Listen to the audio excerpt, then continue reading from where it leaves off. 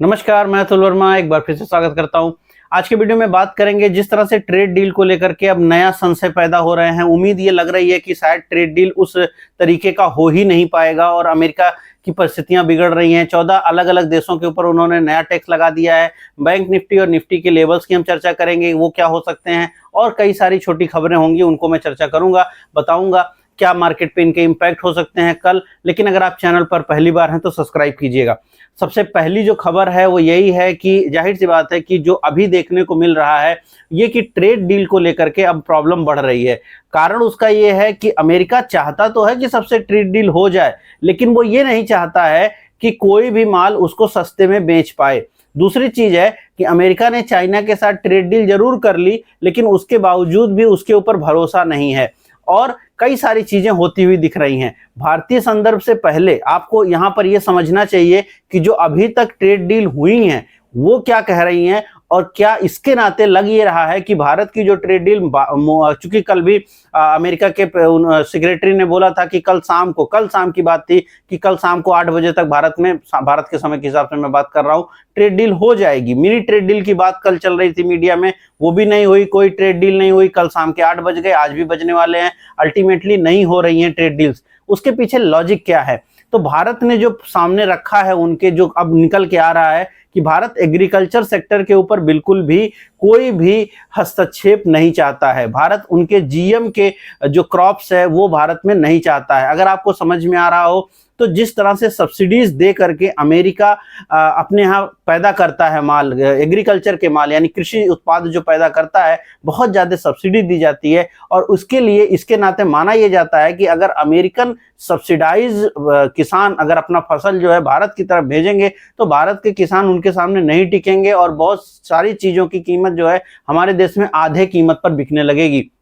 इससे एक चीज तो होगा कि महंगाई कम हो जाएगी, लेकिन जो भारत का मेन तबका है, जो किसानों का तबका है, वो बहुत हद तक बहुत ज्यादा ही प्रभावित होगा और उसके नाते जो ना सिर्फ ये पॉलिटिकल बहुत प्रॉब्लम करेगा बल्कि इकोनॉमिकल स्थिति भी भारत की खराब कर सकता है। और भारत ने वहां साफ कहा है कि हम जो है इन मुद्दों पर बात नहीं करेंगे। कपास को लेकर के भी यही स्थिति है कि हम उसको लेकर के भी भारत बात नहीं करना चाहता है।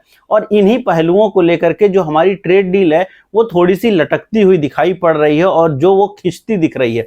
इसीलिए कल मिनी ट्रेड डील की बात चल रही थी कि वो सेगमेंट जैसे जहां पर डिफेंस की बात है, सोलर की बात है, रिफाइनरी की बात है, आईटी की बात है, फार्मा की बात है, इनकी जगहों पर क्यों ना एक छोटी डील कर ली जाए और बाकियों के ऊपर फिर हम विस्तार पूर्वक बात करेंगे।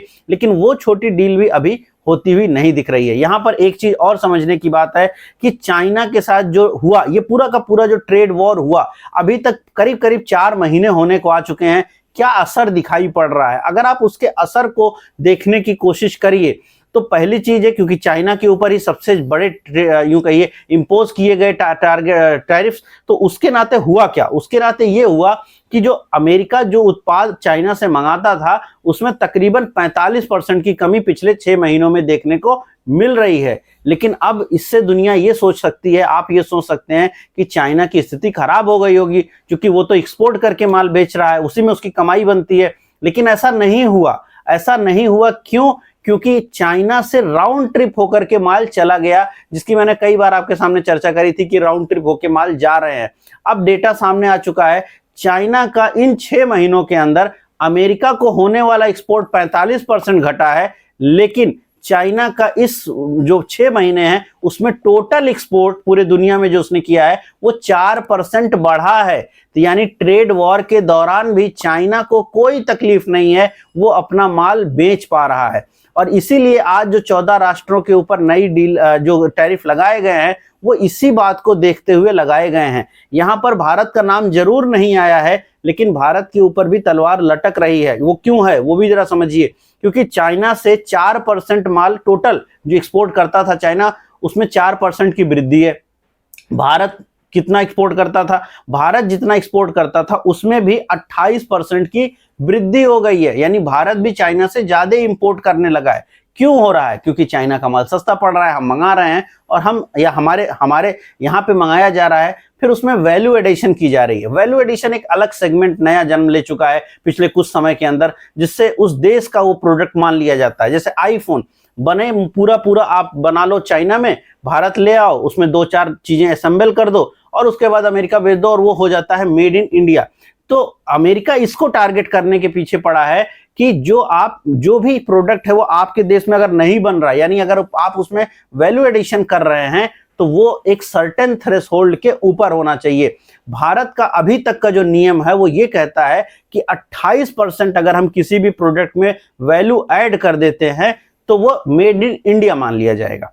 अब हम अगर मतलब कहने का मतलब ये हुआ कि मान लीजिए हम, ये चीज दुनिया भर में होती है, इवन भारत में 28%, मैं इटली का एग्जांपल दूं, इटली में वैल्यू एडिशन का जो नंबर है वो 18-19% का आता है। मतलब ये है कि आप जो बहुत महंगे महंगे पर्स के दाम देखते हैं लाखों में बिकने वाले, वो भी चाइना में बनते हैं, वहां से वो इटली जाते हैं। इटली में अब समझिए कि पूरा का पूरा बैग चाइना से आ गया इटली में उसमें चेन लगा दिया गया, उसमें कुछ 2-4 बटन लगा दी गई और मोटा मोटी 18% वैल्यू ऐड हो गया। टोटल जो यूं कहिए जो पूरा का पूरा प्रोडक्ट है उसमें 18% का इजाफा कर दिया गया, बस हो गया, वो वैल्यू एडिशन मान लिया जाता है और उसको बोला जाता है कि मेड इन इटली हो गया, मेड इन जर्मनी हो गया, और उसकी कीमत जो $200 का बिकने वाला $2000 में बिकता है, यानी वो लाखों में बिकने लगता है। यही सेम चीज भारत में है।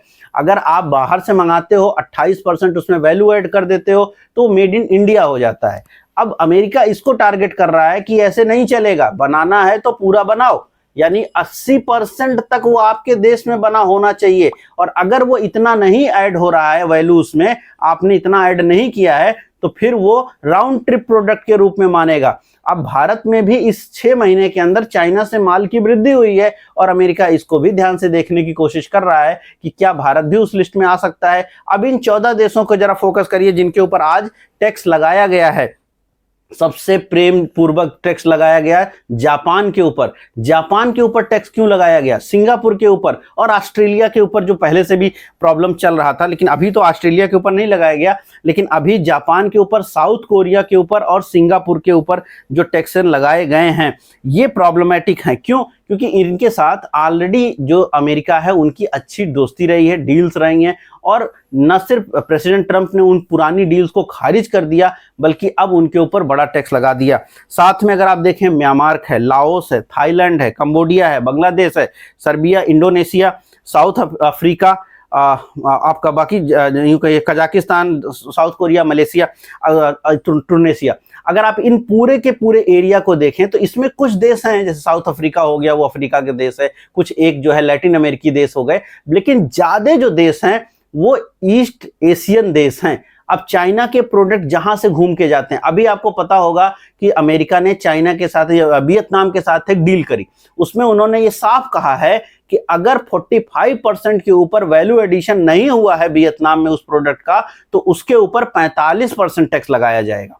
मतलब ये है कि अगर कोई चाइना की कंपनी जाकर के वियतनाम में खुल जाओ, जो कि होती है, और चाइना से माल मंगा ले और अमेरिका भेज दे, तो वो, ताकि वो उसके अंदर सम्मिलित ना हो पाए, तो ये जो ट्रेड डील हो रही है उसमें ये मापन भी डालने की कोशिश है। और ये भी भारत के साथ प्रॉब्लमेटिक है क्योंकि भारत इसको नहीं बढ़ाना चाहता है। उससे क्या होगा, फिर हमारे यहाँ जो मैन्युफैक्चरिंग है वो अभी उस कैटेगरी पे तो नहीं है। हम एक्चुअली मंगाते हैं चाइना से, फिर उसको असेंबल कर देते हैं, थोड़ा बहुत वैल्यू एडिशन कर देते हैं, 28% का थ्रेशोल्ड क्रॉस करवा देते हैं और बोलते हैं मेक इन इंडिया हो गया।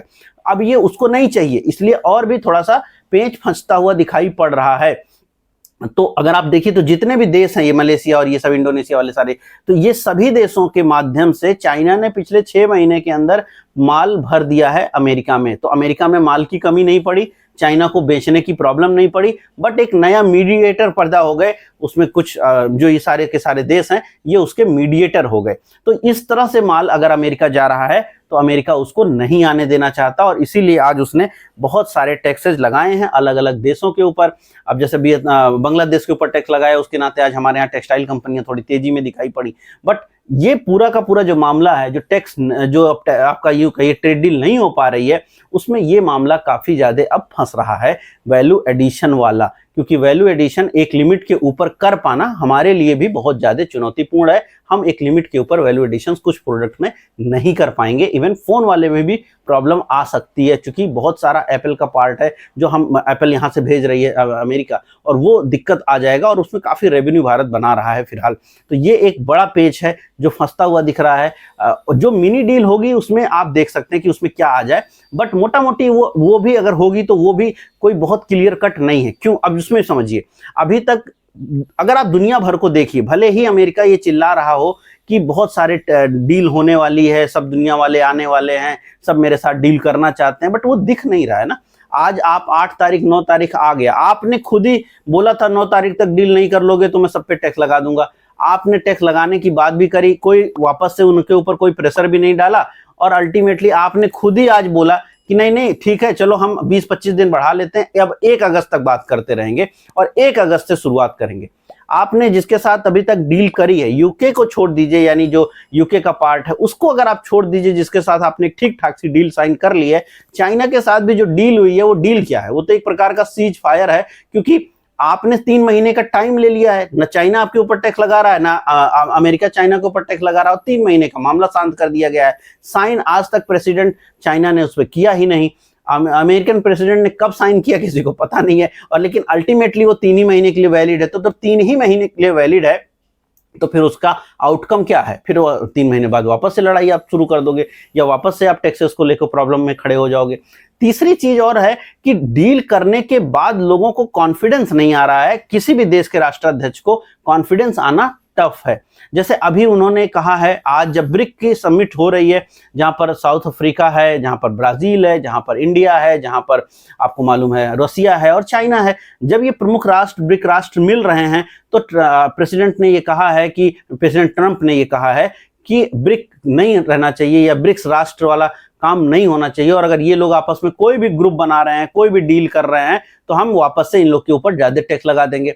तो अगर आपने हमारे साथ कल को डील कर ली, भारत ने अमेरिका के साथ डील कर ली, और परसों जाके ब्रिक के साथ हम खड़े हैं और कुछ हमने वहां कह दिया, तो आपने हमारा टैक्स वापस से बढ़ा देना है। तो हम डील कर रहे हैं, वो उसकी वैलिडिटी पर ही सबसे बड़ा प्रश्न चिन्ह लोगों को दिखाई पड़ रहा है, जो दुनिया भर के राष्ट्र हैं। वहीं पर जैसे मैंने शुरुआत में कहा, सिंगापुर के ऊपर इन्होंने टैक्स लगाया था, जबकि फ्री ट्रेड एग्रीमेंट है। सिंगापुर के प्रधानमंत्री ने इसको बहुत कड़े शब्दों में इसकी निंदा करी थी जब पहली बार टैक्स लगाया गया था, यद्यपि वो 10-15% के ही स्लैब में डाला गया था।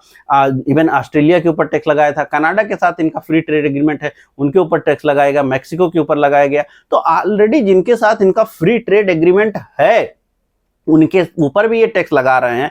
जापान के साथ फ्री ट्रेड एग्रीमेंट नहीं है, लेकिन बहुत पुराने रिश्ते हैं और हमेशा से एक सहयोगी राष्ट्र रहा है, कोरिया उनका, उसके ऊपर भी टैक्स लगा रहा है। तो इन सभी परिस्थितियों में ये बात समझना कि इस डील को लेकर के कोई भी राष्ट्र अमेरिका की तरफ बहुत ज्यादा झुकता हुआ दिख नहीं रहा है, और कोई भी राष्ट्र अमेरिका से डील कर लेने की बहुत जल्दी में नहीं है।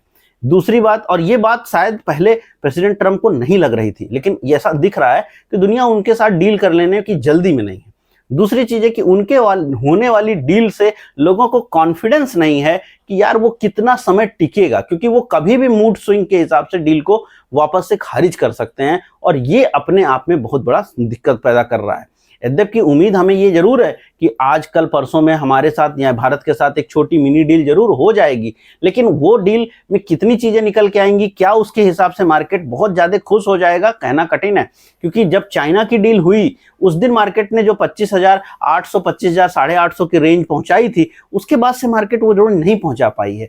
अगर आप बाजारों की देखिए तो ये लगातार एकदम से शांत भाव में चले गए हैं। पिछले कुछ समय के अंदर मार्केट में कुछ नहीं हो रहा है। पिछले 4-6, मैंने कल के भी वीडियो में यही बात करी थी कि 4-6 दिनों से बाजार एकदम शांत है। आप FII DIs की बाइंग के नंबर देखिए, कल के देखिए, परसों के देखिए, आज के देखिए, कुछ नहीं है उसमें। एक्चुअली उसमें कुछ हो ही नहीं रहा है। किसी दिन थोड़ा वो खरीद रहा है, किसी दिन बेच रहा है, लेकिन कुल कारोबार 2,5-3 हजार करोड़ में निकल जा रहा है, जबकि एक DII या FII ही आपस में 5-5, 6-6, 8-8 हजार करोड़ के काम करते हैं। तो वो उस तरह का वॉल्यूम नहीं क्रिएट हो रहा है, और इसीलिए मार्केट बहुत ढुल-मुल सी और बहुत ठंडी पड़ी है। कहीं कोई खबर आ जाती है, उसके हिसाब से कुछ मूवमेंट दिख जाता है। जैसे आज आपको बहुत सारे जो ये कपड़े वाली कंपनियां हैं वहां पे मूवमेंट आ गया, क्योंकि जाहिर सी बात है कि बांग्लादेश के ऊपर आपने टैक्स लगा दिया तो उसके नाते मूवमेंट आ गया। लेकिन कोई बहुत सिग्निफिकेंट मूवमेंट हो क्या इंट्राडे में उनको पैसा बना जो सुबह जाकर के इन कंपनियों को खरीदे? नहीं। चाहे वो केपीआर मिल हो, चाहे वो गोकुलदास एक्सपोर्ट हो, जहां पर ये खुले वहां से या तो वो घटे हैं या दिन के दौरान वहीं पे फ्लैट रह गए। और इवन गोकुलदास एक्सपोर्ट जैसी कंपनियां तो करीब 40 से 50 रुपए घट गई, करीब 4 से 5% वो डाउन हुई ऊपर खुलने के बाद। तो टेक्निकली मैंने बार बार जो मैं कह रहा हूं कि इंट्राडे ट्रेड्स करना बहुत ही ज्यादा टफ हो रहा है इस समय मार्केट में, क्योंकि मार्केट में किसी एक साइड का फॉलो अप नहीं है और मार्केट अपनी चाल एकाएक क्रिएट कर रहा है। जैसे शाम का समय, आज अगर आपने बाजार देखा हो, दिन भर मार्केट कुछ नहीं कर रहा और एकाएक शाम को एकाएक इतनी तेज स्पाइक आई है मार्केट में। तो भले ही जेन स्ट्रीट चला गया हो, लेकिन अल्टीमेटली तो कुछ ना कुछ तो यहाँ चल ही रहा है और वो शायद आगे भी कंटिन्यू करेगा, शायद आगे भी वो चलता हुआ दिखाई पड़ेगा। तो वो स्थिति है। खबरें आई बीएससी या स्टॉक मार्केट रिलेटेड तो वहां पे थोड़ी गिरावट हो गई। वैसे स्टॉक मार्केट रिलेटेड जो खबर आई एफएनओ को लेकर के, काफी नए नियम आने वाले समय में आ सकते हैं, उसकी प्रस्ताव दिए गए हैं। उसका एक स्पेशल वीडियो है जो कि मेरे सेकंड चैनल के ऊपर है, वहां पे आप जरूर जा करके उसको देख लीजिएगा। डिस्क्रिप्शन में उसकी लिंक है, आप इत्मीनान से उस वीडियो को जरूर देखिएगा। उसमें पूरा का पूरा मैंने डिटेल चर्चा करी है एफएनओ को लेकर के, क्या नए बदलाव हो रहे हैं, क्या नए बदलाव होते दिख रहे हैं। क्योंकि आज जो है सेबी की तरफ से एक रिपोर्ट जारी की गई कि प्रॉफिट लॉस को लेकर के आम जो निवेशक हैं उनका 3 साल का डेटा है उसमें, और उसमें काफी चीजें कही गई और कई नए प्रोस्पेक्टिव बताए गए हैं जिस पर आगे आपको कार्रवाई होती हुई दिख सकती है। तो अगर आपका इंटरेस्ट है तो जरूर जाइए दूसरे वाले चैनल पर, आप उसको देख सकते हैं। डिस्क्रिप्शन में लिंक है, कमेंट बॉक्स में लिंक मिल जाएगी। अगर हम लोग अपनी मार्केट पे फोकस करें अभी, तो हमारा करीब करीब 1300-1350 स्टॉक्स में गिरावट दिखी है। वहीं पे करीब करीब 1150 स्टॉक्स में थोड़ी तेजी दिखी है अल्टीमेटली। और ये जो स्टॉक भी तेजी दिखी है वो शाम को दिखी है, ऐसा नहीं है कि ये सुबह के समय तेजी में थे। सुबह के समय हर जगह एक थोड़ी मंदी दिख रही थी और शाम को 3 बजे के आसपास एक स्पाइक दिखा। यद्यपि मिड कैप और स्मॉल कैप गिरावट के साथ जरूर बंद हुए हैं, बट नीचे से रिकवर किए हैं। तो नीचे से रिकवर किए हैं बट अल्टीमेटली वो गिरते हुए दिखे हैं, पिछले 4-5 दिनों से गिर रहे हैं। तो मार्केट कहीं नहीं जा रहा है, यही उसका सच्चाई है। निफ्टी के लेवल क्या है, वो कुछ नहीं बदला है ना। आपने 25,300 तोड़ रहे हैं आप, ना 25-350 की रेंज में आप पहुंचते हैं और वहां से बाउंस बैक कर लेते हैं। अब आपने 25,500 पे क्लोजिंग करी है, 25,550 पे क्लोजिंग करी है और 25,550 से फिर वही 25,750-800 वो रेंज तभी आएगी जब हम एक मिनी ट्रेड डील तो एटलीस्ट कर लें।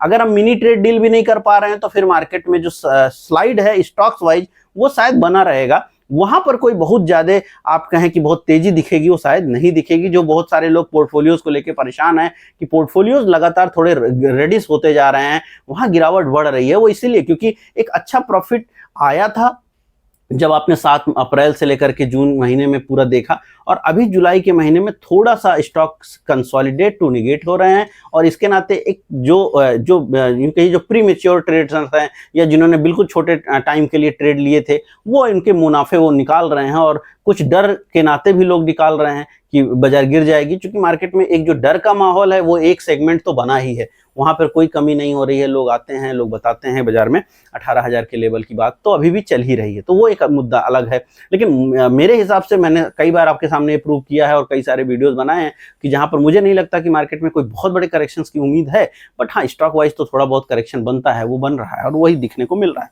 निफ्टी के लेवल वहीं पे रहेंगे, कल के लिए भी वहीं रहेंगे। ट्रेड डील अगर हमने किया तो ठीक है, एक अच्छा गैप अप मिल सकता है जिसमें हम एक उम्मीद आप कर सकते हैं कि 25,800 निकले, 25,800 के तक पहुंच जाएं।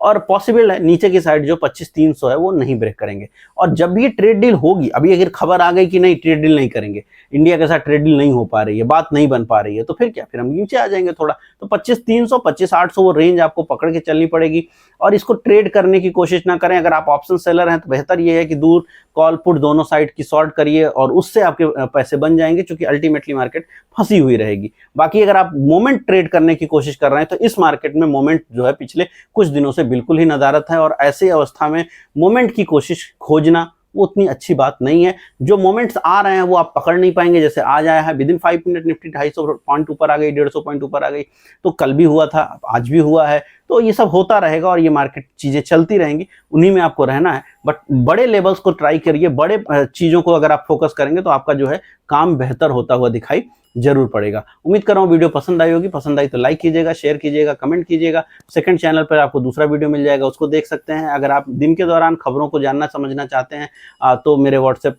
चैनल को ज्वाइन कर सकते हैं। वो उसकी भी बॉक्स में आपको डिस्क्रिप्शन, कमेंट बॉक्स में या डिस्क्रिप्शन में, दोनों जगहों पे आपको लिंक है, उपलब्ध है, मिल जाएगा। आप उस पर दिन के दौरान आप मेरे खबरें पढ़ सकते हैं, मेरी खबरें मतलब बाजार की खबरें पढ़ सकते हैं। बाकी अगर और कुछ भी अपडेट चाहिए तो आप कमेंट बॉक्स में लिखिए, उसके हिसाब से हम वीडियो जरूर बनाएंगे। उम्मीद कर रहा हूँ आपसे मुलाकात कल फिर से होगी। इस वीडियो में इतना ही, धन्यवाद।